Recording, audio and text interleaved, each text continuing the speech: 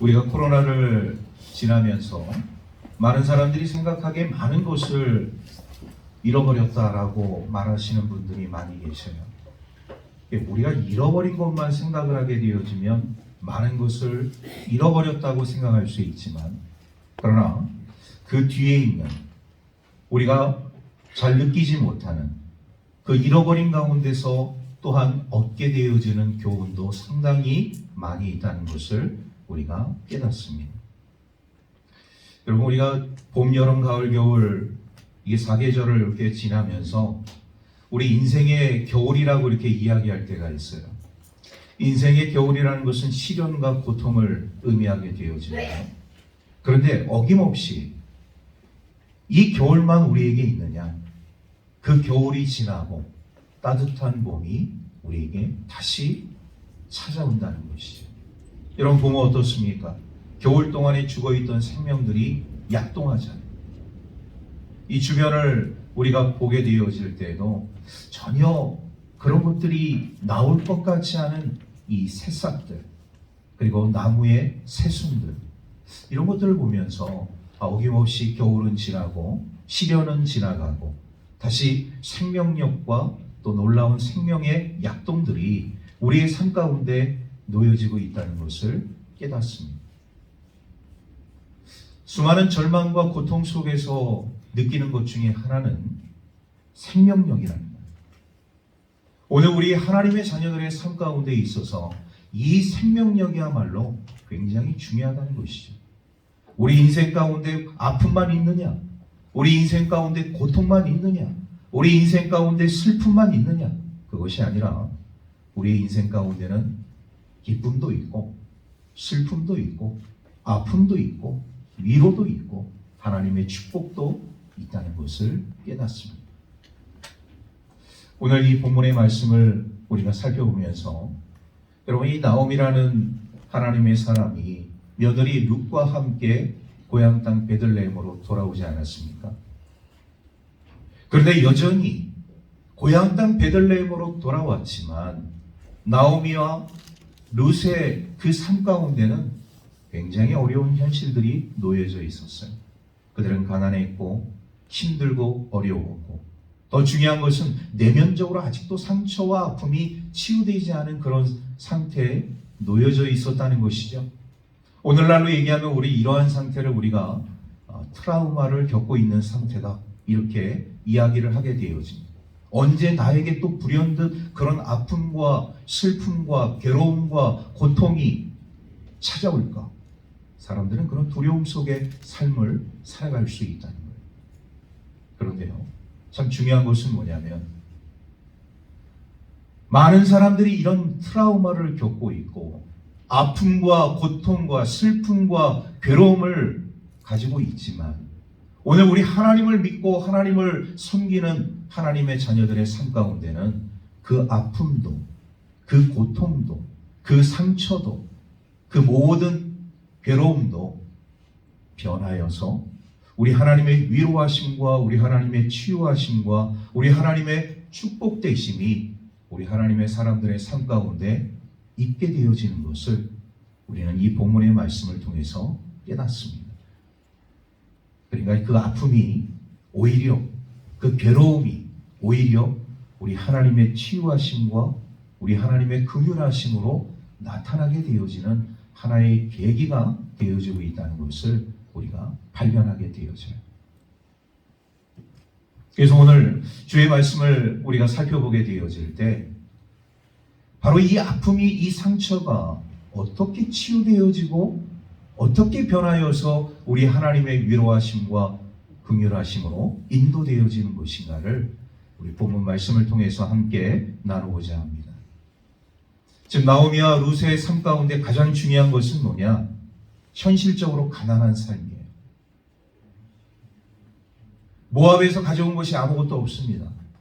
베들레헴에서 그 가족이 나올 때는 오늘 성경 말씀에도 좀 풍족한 상태에서 나왔거든요. 그런데 모압에서 다시금 베들레헴으로 돌아가는 그 상황 가운데서 지금 남아있는 사람도 남아있는 사람이지만 가지고 갈 것이 아무것도 없었다는 거예요. 나오미와 룻의 삶 가운데 오늘날로 얘기하면 빈털터리가 되었다는 거예요. 뭐 하나 챙겨가서 가지고 갈 수 있는 기반적인 삶이 아무것도 없었다는 거예요.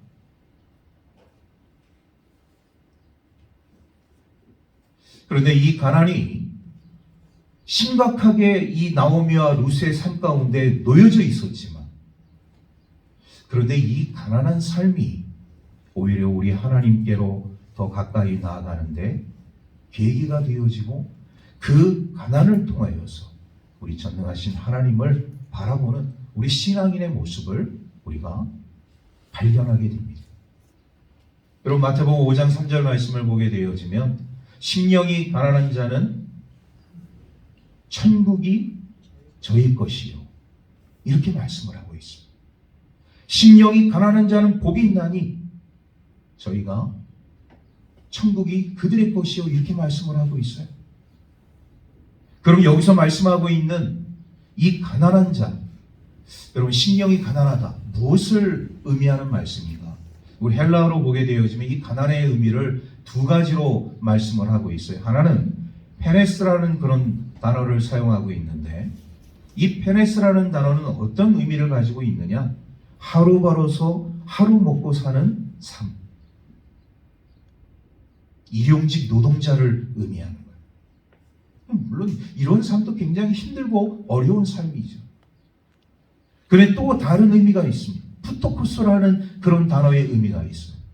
그러면 이 푸토코스라는 단어의 의미는 무엇을 의미하는 것이냐? 누군가 나를 도와주지 않으면 오늘 하루도 살아갈 수 없는 상태.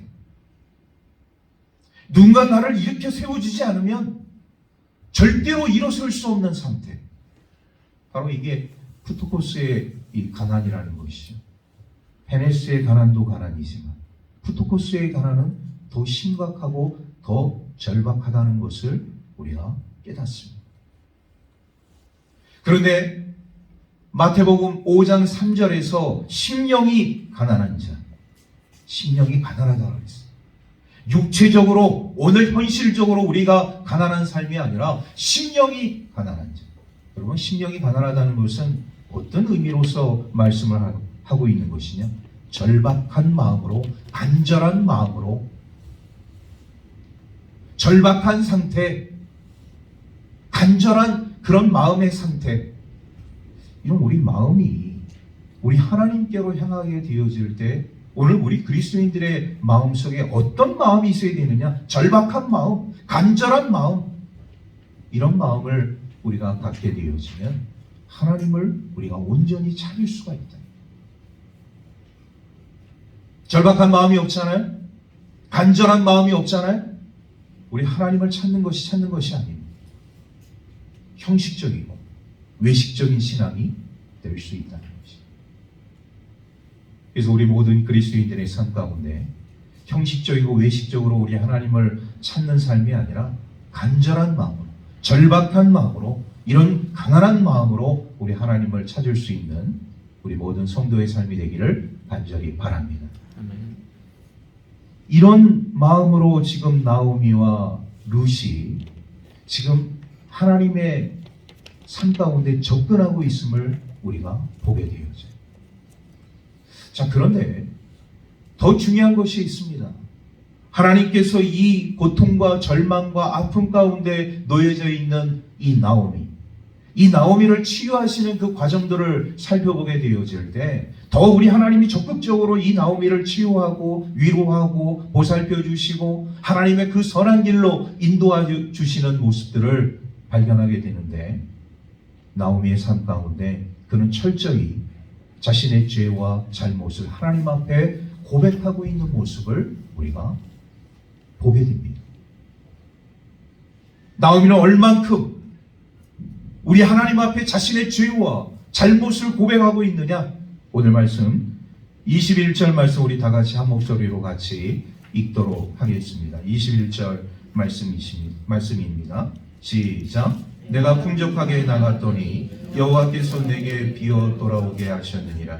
여호와께서 나를 징벌하셨고 전능자가 나를 괴롭게 하셨거늘 너희가 어찌 나를 나옴이라 부르느냐 하니라. 여기서 우리가 두 가지 단어를 주목할 수가 있는데, 중반절 말씀에 나를 괴롭게 하셨다, 그 위에 나를 징벌하셨다, 나를 징벌하셨고 나를 괴롭게 하셨다, 이 두 단어가 있습니다. 징벌, 괴롭힘. 먼저 이 나오미가 하나님 앞에 자신의 삶을 고백하게 되어질 때 하나님께서 나를 징벌하셨다는 거예요. 나오미는 어떤 시각으로, 어떤 삶으로 지금 하나님께서 나를 징벌하셨다고 고백을 하고 있느냐? 자신의 남편 엘리멜렉과 두 아들 말론과 기럨과 함께 모압으로 내려갔던 그 삶, 그 자체. 그런데 정확하게 우리가 얘기하면 사실 나오미의 의지로 모압 땅으로 내려간 것이 아니거든요. 가장이었던 엘리멜렉의 말에 의해서 그 식솔들을 다 데리고 모압 땅으로 내려갔습니다. 그러면 사실 책임은 엘리멜렉에게 있는 거예요.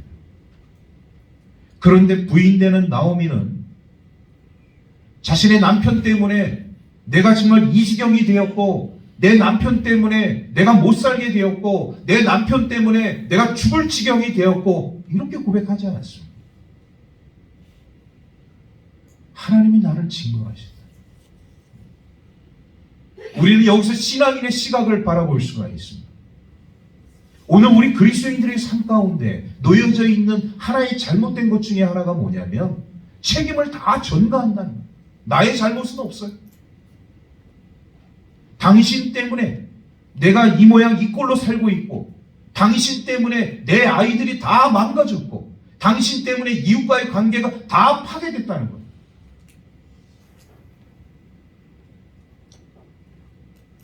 나라는 책임은 하나도 없고 당신 때문에 이 모양 이 꼴로 살고 있다는 거예요. 당신 때문에 우리의 아이가 망가졌고, 당신 때문에 나의 삶이 파괴되어졌고. 여러분, 이런 책임 전가가 오늘 우리 그리스도인들의 삶 가운데도 있다는 거예요. 나 때문에 이렇게 되어졌고, 나 때문에 관계가 망가졌고, 나 때문에 우리의 가정이 무너졌다, 이런 고백은 하지 않고 당신 때문에, 남편이 됐든 아내가 됐든 당신 때문에 이렇게 되어졌다는 거예요. 여러분, 우리 사회를 보게 되어질 때 누구 하나 책임지는 사람이 어디에 있습니까? 다 상대방으로 탓을 돌리잖아요. 당신들 때문에 이 나라와 이 민족이 이렇게 되었다는 거예요. 어느 지도자 때문에 이 나라와 이 민족이 이렇게 되었다는 거예요. 한쪽에서는 잘했다 그러고 한쪽에서는 잘못했다 그러고, 누구의 탓입니까? 이런 책임 전가가 지금 우리들의 삶 속에 난무하고 있다. 누구 하나 내 책임이요, 내 탓이요 얘기하는 사람이 아무도 없어요. 서로가 잘났다고, 서로가 잘못했다고 이야기하는 사람들은 있는지 모르겠지만 다 내 잘못입니다, 내가 부족하기 때문입니다, 이렇게 얘기하는 사람은 찾아보기가 힘들다. 여러분, 교회도 마찬가지입니다. 누구 때문에, 내가 누구 때문에 교회 가기 싫단 말이죠. 내가 누구 때문에 교회 생활 하기 싫단 말이죠. 여러분, 누구 때문에 교회 생활하는 겁니까? 어느 사람 보고서 우리가 교회 생활, 신앙 생활 하는 겁니까? 우리가 하나님 바라보고 신앙 생활하고 믿음 생활하고 우리 성도와의 교제 생활하고 그러는 것이지, 누구 때문에 내가 교회 가기 싫고, 어느 교회 때문에 이 지역에 살기 싫고, 이런 고백들이 우리 그리스도인들의 삶 가운데 있다면 여러분, 그 신앙은 잘못된 거예요. 대단히 잘못된 거예요. 예수를 잘못 믿는 거예요. 하나님을 온전히 바라보지 못했기 때문에 우리는 자꾸 누군가에게 책임을 전가해요. 살다 보면 농사가 잘 안 될 때도 있고, 살다 보면 가게 경영이 잘 안 될 때도 있는 거고, 살다 보면 식당 경영이 잘 안 될 때도 있는 거예요. 그런데 그런 걸 놓고서 당신이 이런 경영을 하고 있고 이런 씨앗을 뿌렸고 이런 생활을 하고 있으니 잘 될 통이 있느냐? 이렇게 말한다면 여러분, 어느 가정이, 어느 가게가, 어느 우리 신앙인의 삶의 자리가 행복할 수 있겠습니까? 오늘 나오미를 보십시오. 내가 엘리멜렉 때문에, 돌아가신 엘리멜렉 때문에 이 모양 이 꼴이 됐습니다. 하나님, 그러니 저는 원통합니다. 이런 고백을 지금 하고 있나요? 나오미는 그런 고백을 하고 있지 않습니다. 하나님이 나를 징벌하셨고, 뭡니까? 제 책임입니다. 제 탓입니다. 남편이 그렇게 말을 해서 내가 여기에 온 것도, 여러분, 거기에 한몫한 거죠. 내려오지 않으면 끝까지 말렸어야죠. 아닙니다. 우리는 하나님의 땅, 하나님의 도성에 머물러야 됩니다. 죽음을 결사하고 막았어야죠. 그런데 나오미는 지금 이러한 현실 앞에서 절대로 그런 고백을 하고 있지 않아요. 하나님이 나를 징벌하셔. 하나님이 나를 괴롭히고 있다.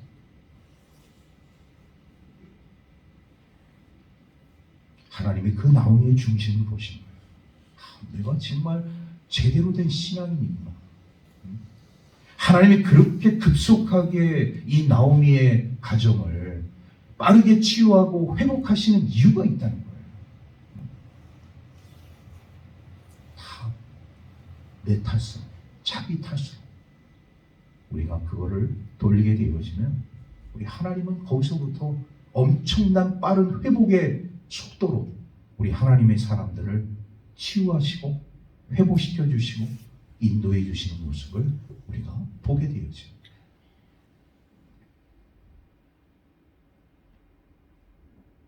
그러니까 이 나오미의 이런 신앙 고백을 통해서 어떻게 보면 참 처절한 인생의 고백 아니겠습니까?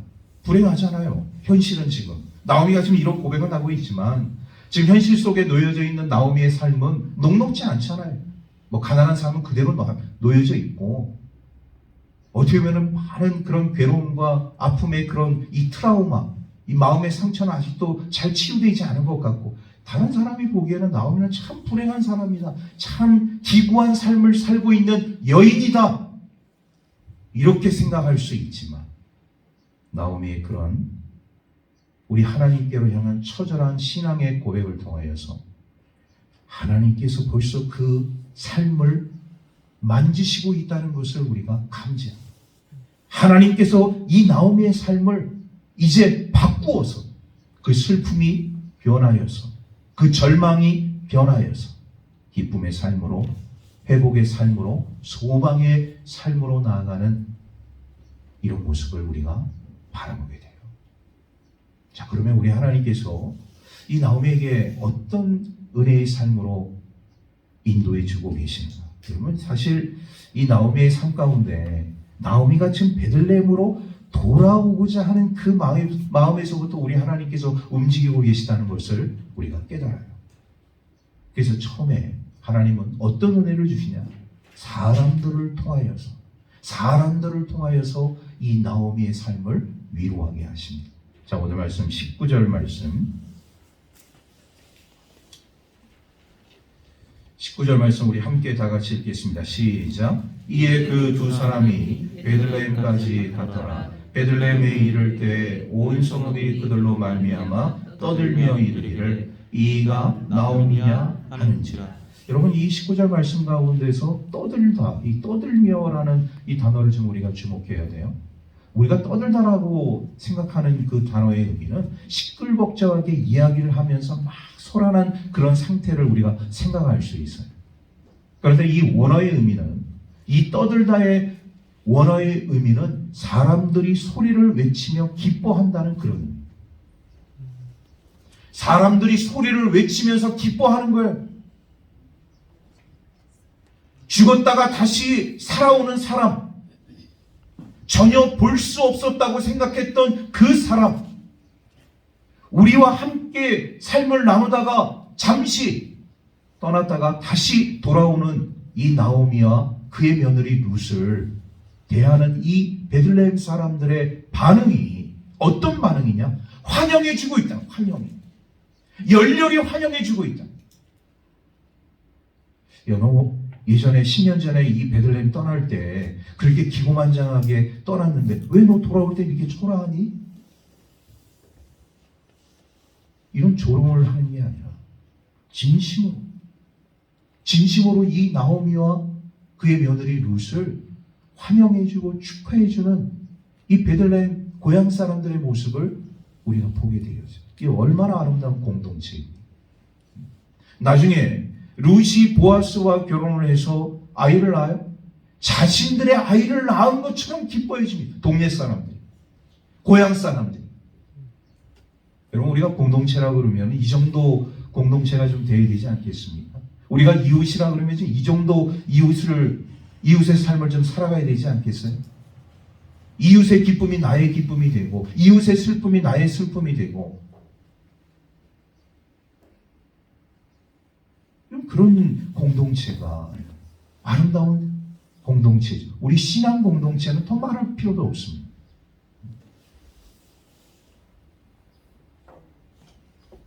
하나님께서 사람들을 이미 준비하셔서 정말 나오미와 이 룻은 얼마나 괴롭겠어요.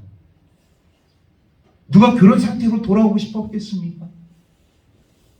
다 금이 환영, 그런 마음으로 돌아오고 싶은 그런 마음이었겠죠. 그런데 현실은 그렇지 않잖아요. 그런데도 중요한 것은 뭐냐? 금이 환영하는 사람처럼 나오미와 룻을 열렬히 반겨주었다는 거예요. 여러분, 우리 믿음의 공동체, 우리 신앙의 공동체는 이런 공동체가 되어져요. 우리 공동체 안에 있는 우리 믿음의 성도들의 삶이 잘 나가는 사람도 있을 수 있고 못 나가는 사람도 있을 수 있어요. 잘 나가는 사람은 못 나가는 사람들을 위로해주고 기도해주고 보듬어주고 사랑해주고,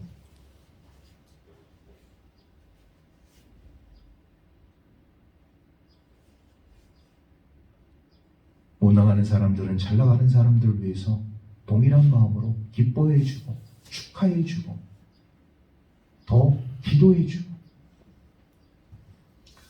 이런 공동체가 우리 하나님이 원하시는 공동체입니다. 여러분, 마지막까지 살아있는 교회, 끝까지 우리 하나님의 그 사명을 잘 감당하는 교회가 어떤 교회냐? 지지고 볶고 싸우는 공동체, 그런 교회는 끝까지 견딜 수가 없습니다. 어떤 공동체가 끝까지 살아남을 수 있는, 서로를 위해서 기도해 줄 수 있는 교회, 서로를 위해서 하나님의 사랑을 전폭적으로 나눌 수 있는 교회, 이런 신앙의 공동체가 마지막 날까지 가는 거예요. 그런 교회가 끝까지 가는 거예요. 서로 헐뜯고 서로 이간질하고 고소하고, 여러분, 이런 공동체가 어떻게 끝까지 갈 수 있겠습니까? 무너지는 건 시간 문제죠.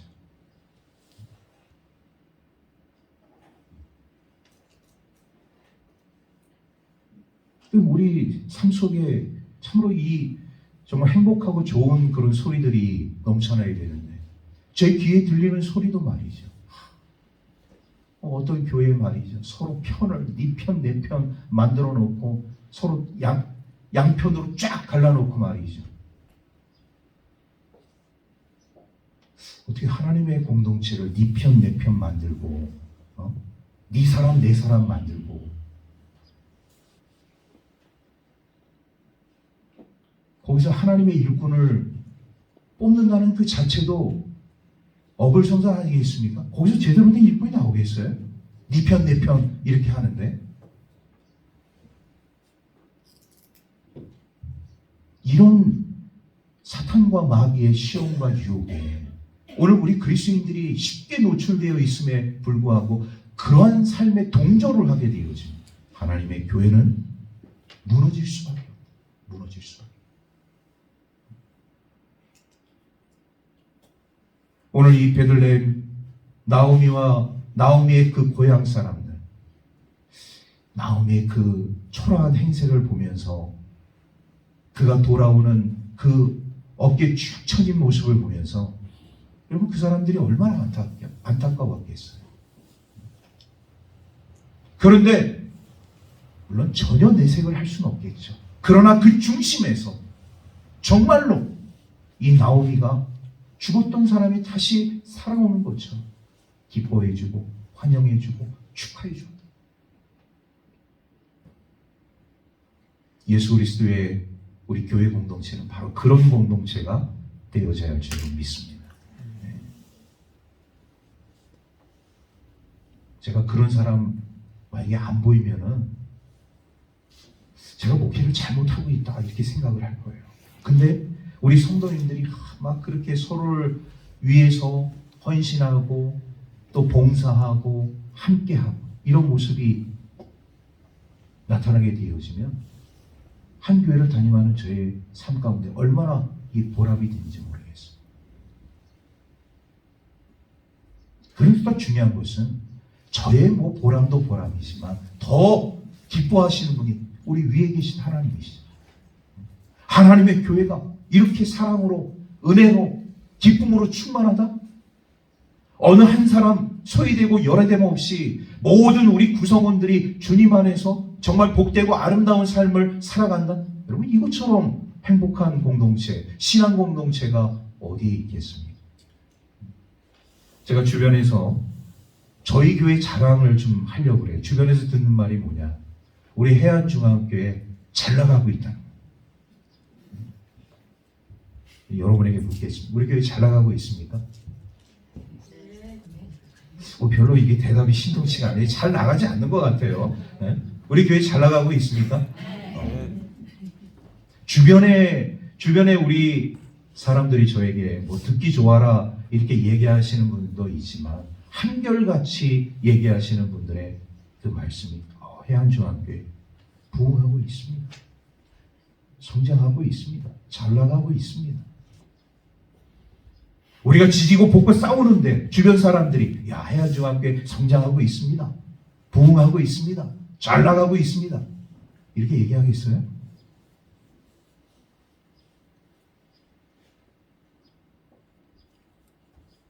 제가 그런 말을 들어서 기분이 좋아서 하는 말이 아니라 하나님의 공동체, 우리 교회 공동체가 가져야 할 그 기본적인 사명을 우리가 잘 우리의 삶 속에서 행하게 되어지면 그런 소리는 자연적으로 나오는 거예요.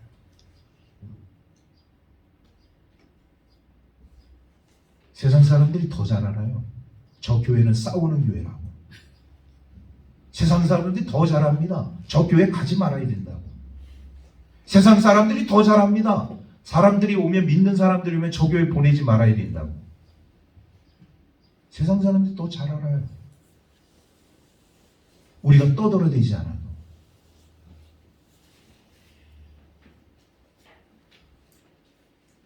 오늘 우리 하나님의 이 공동체가 어떤 공동체가 되어져야 한다는 것을 이 베들레헴 고향 사람들, 나오미의 고향 사람들이 보여주고 있다.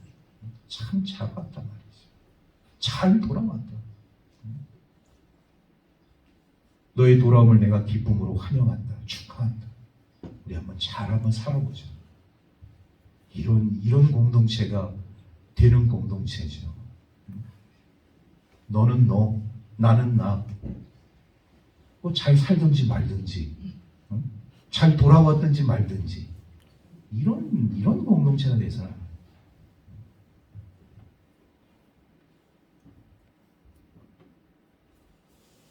우리 옆 사람에게 그렇게 이야기하겠습니다.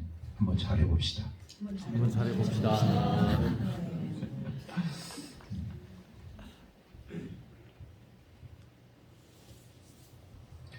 두 번째로 하나님께서 어떤 은혜를 나오미에게 베풀어 주셨느냐? 나오미를 견인합니다. 견인. 하나님께서 이끄셔요. 이 이끄심의 이 은혜가 참 중요한 것 같아요. 그럼 하나님께서 나오미를 견인한다, 이끌어 주신다. 어떤 의미 있느냐? 여러분, 나오미의 삶 가운데 우리 하나님께서 이 나오미가 모압 땅에 있을 때, 그러면 하나님은 하나님의 사람이 이방 땅에 있기 때문에 그 하나님의 사람을 전혀 나몰라라 하고 관심을 갖지 않고, 그래 너 이방 땅에 갔으니까 너 한번 잘 한번 살아봐. 우리 하나님은 그런 하나님이신가? 라는 것을 생각하게 되어질 때, 우리 하나님은 하나님의 사람들이 이방 땅에서 삶을 산다 할지라도 그 가운데 우리 하나님은 함께 하시는 줄로 믿습니다. 나오미의 가정이 폭탄을 맞아서 완전히 초토화되는 되는 그 과정 속에서도 우리 하나님은 함께 하셨어요. 그 가운데 우리 하나님께서 나오미에게 뭐라고 말씀을 하셨느냐? 슈브. 계속적으로 말씀하시는 거죠. 슈브. 돌아와라. 내 딸아. 돌아와라. 나의 자녀야. 슈브. 계속적으로 그런 삶 가운데 놓여져 있는 나오미에게 우리 하나님은 슈브를 외치셨어요. 슈브를 외치셨다는 건 뭐냐? 나는 네가 어디에 있든지 나는 너와 함께해. 네가 기쁨의 순간에 있을 때에도, 어려움의 순간에 있을 때에도, 슬픔의 순간에 있을 때에도, 고통의 순간에 있을 때에도 나는 너와 함께하고 있다.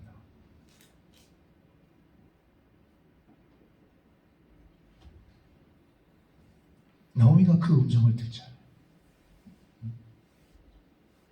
우리가 지난 1장에 있는 말씀을 통해서 살펴봤지만 여호와께서 자기 백성들을 돌보사, 그 소식을 듣잖아요. 여호와께서 자기 백성을 돌보, 하나님께서 자기 백성들을 돌보신다. 그 음성을 나오미가 듣습니다. 어떻게 들었을까요? 나오미의 귀가 청각이 뛰어나서? 아니요. 계속적으로 우리 하나님께서 나오미의 마음속에 하나님의 그 슈브의 음성을 들려주시는 것이죠. 네가 그렇게 어려움을 겪고 있니? 네가 이렇게 아픔을 겪고 있니? 네가 이렇게 슬픔을 겪고 있니? 돌아와라 내 딸아.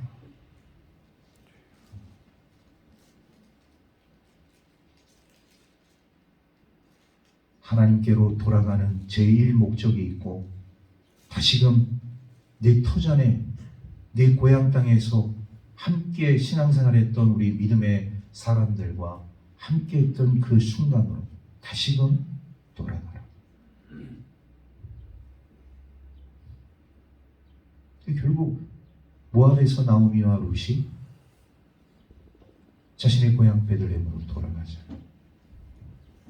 여기서 우리는요, 하나님이 언제 어디서 무엇을 하든지 우리 하나님의 사람들과 함께 하신다는 신앙의 고백을 우리가 바라보면서 들으면서 하나님의 개입하심과 하나님의 간섭하심을 우리가 깨닫는 것이죠. 하나님의 사람은 어디에 있든지 하나님의 간섭과 하나님의 개입하심이, 내가 하나님을 떠난다 할지라도, 하나님의 영역을 벗어난다 할지라도 하나님은 우리를 쉽게 놓아주지 않아요.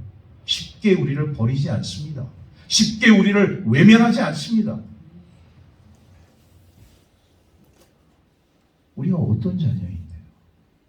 약속의 자녀 아니겠습니까? 그 약속의 자녀를 우리 하나님께서 그냥 쉽게 버리신다? 도저히 있을 수 없는 일입니다. 한 영혼, 하나님의 귀한 한 자녀, 그 한 영혼, 한 자녀들을 우리 하나님께서 얼마나 소중히 여기시게요. 그러니까 하나님께서 계속적으로 나오미에게 슈브의 음성을 들려줘요.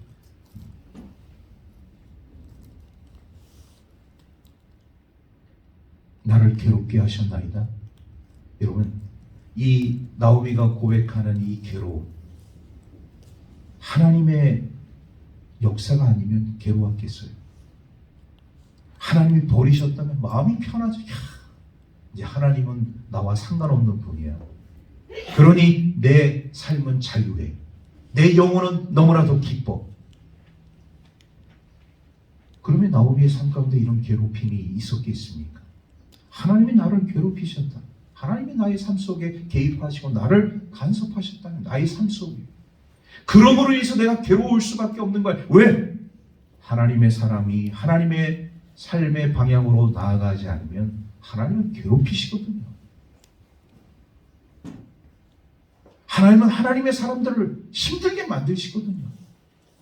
그래서 궁극적인 목적이 뭐냐? 그렇게 괴롭혀서 그렇게 힘들게 해서 하나님의 사람의 그 잘못된 생각을 바꾸셔서 회개하게 하시고 돌이키게 하셔서 다시금 원위치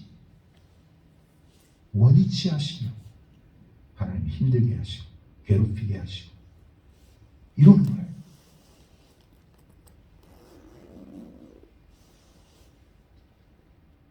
여러분에게 그런 질문을 하나 드리겠습니다. 목사님, 저는 굉장히 지금 괴롭습니다. 한번 그런 거 한번 손 들어보세요.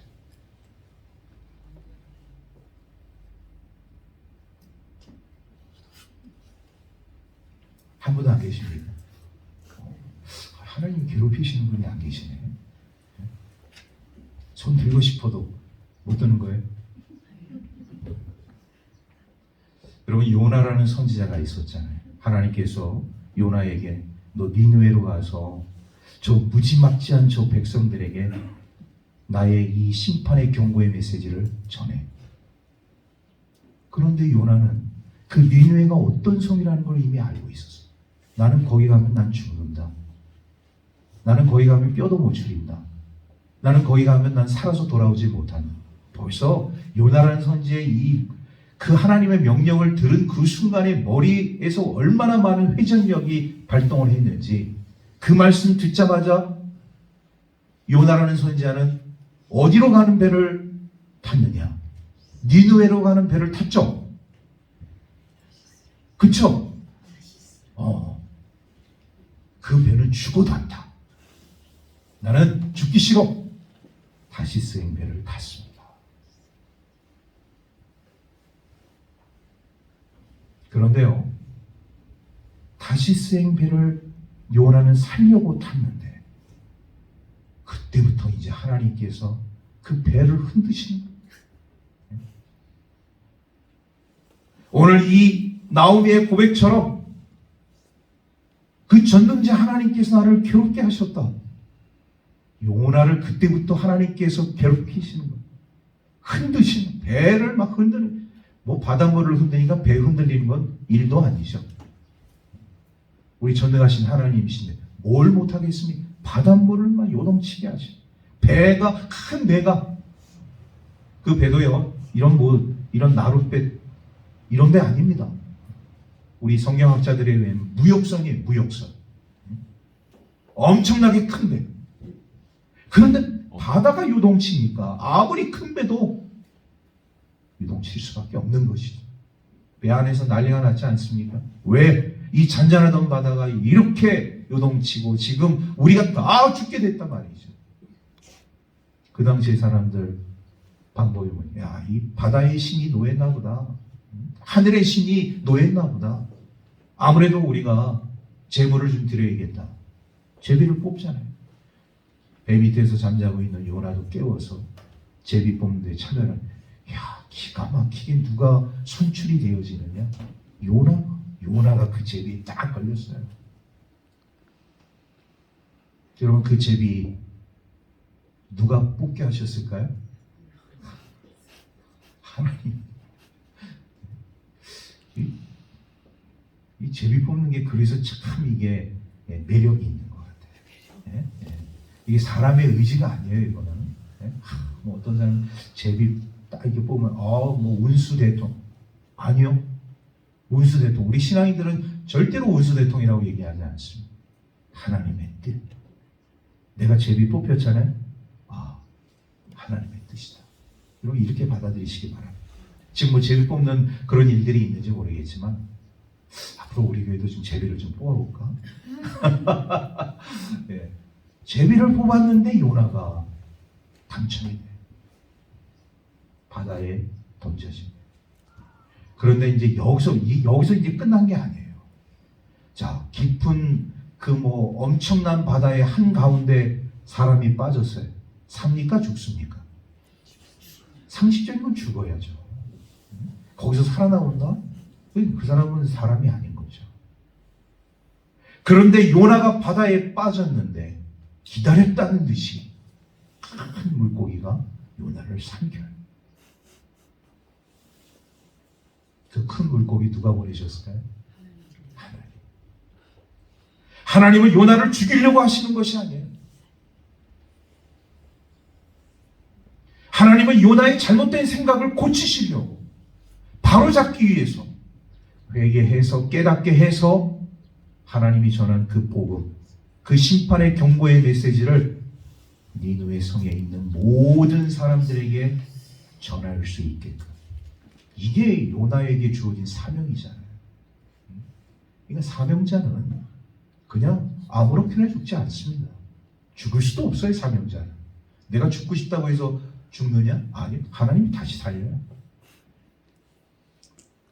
혹시 내가 죽다가 다시 살아났다, 사명자이시기를 깨달으시기 바랍니다. 내가 죽다가 다시 살아났다. 이 하나님께서 나에게 뭔가를 기다렸다는 듯이 큰 물고기 집어삼키게 하시고, 그 큰 물고기 배 안에서 3일 밤 3일 낮, 제가 큰 물고기 뱃속에 들어가지 못해서 성경에 있는 그 말씀대로만 말씀할 수밖에 없죠. 한번 상상해 봤어요. 그런 큰 물고기 뱃속에 들어가서 3일 밤 3일 낮을 지낸다는 거, 이거 얼마나 고통스러운 일일까. 아마 그 뱃속이라는 건 식도겠죠. 큰 물고기니까 식도도 우리 사람으로 얘기하면 위장 아니겠습니까? 위장이 얼마나 크겠어요. 별의별 것들 거기에 다 들어있겠죠. 예? 그리고 또 거기 위에 또 분비돼서 나올 거 아니에요. 소화시키기 위해서. 그런 끈적끈적. 근데 불이라도 있습니까? 도대체 여기 벽이 있는 건지, 뭐가 무슨 좀 물컹물컹한 것 같은데, 도대체 뭐가 근데 흘러나오는 것 같은데, 얼마나 기분이 더럽겠어요. 근데 볼 수가 없는 거예요. 볼 수가. 네? 그 칠흑과 같은 어두움 속에서 볼 수가 없는 거예요. 그런데 번뜩 요나에게 있어서 생각난 것이 이야,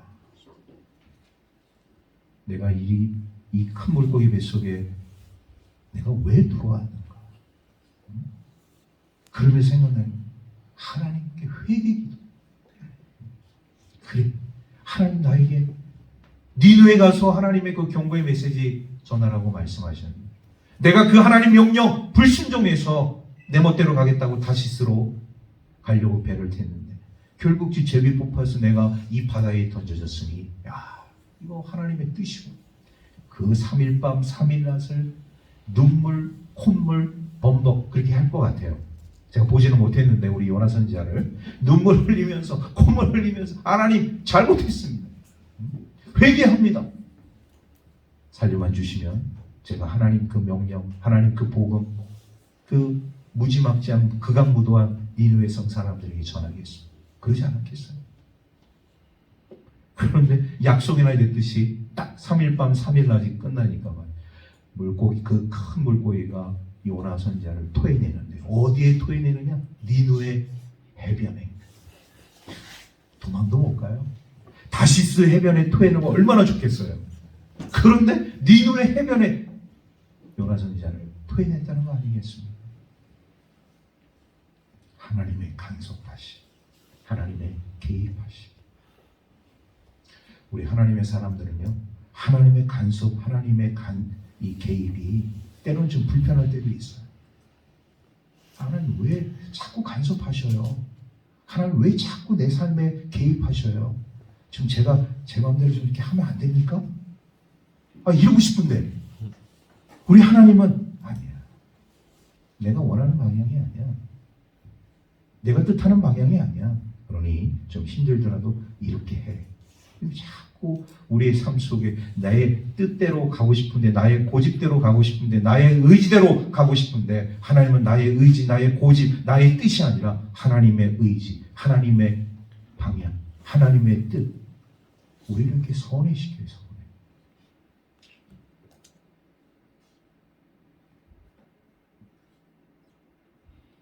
이 또한 우리 하나님이 주시는 은혜인 줄로 믿습니다. 우리 하나님의 사람들, 우리 믿음의 성도들의 삶 가운데 그런 순간들, 상황들이 있을 수 있어요. 믿음으로 받아들이시기 바랍니다. 하나님의 뜻이구나. 하나님의 개입하심이구나. 하나님의 역사하심이구나. 하나님의 간섭하심이시구나.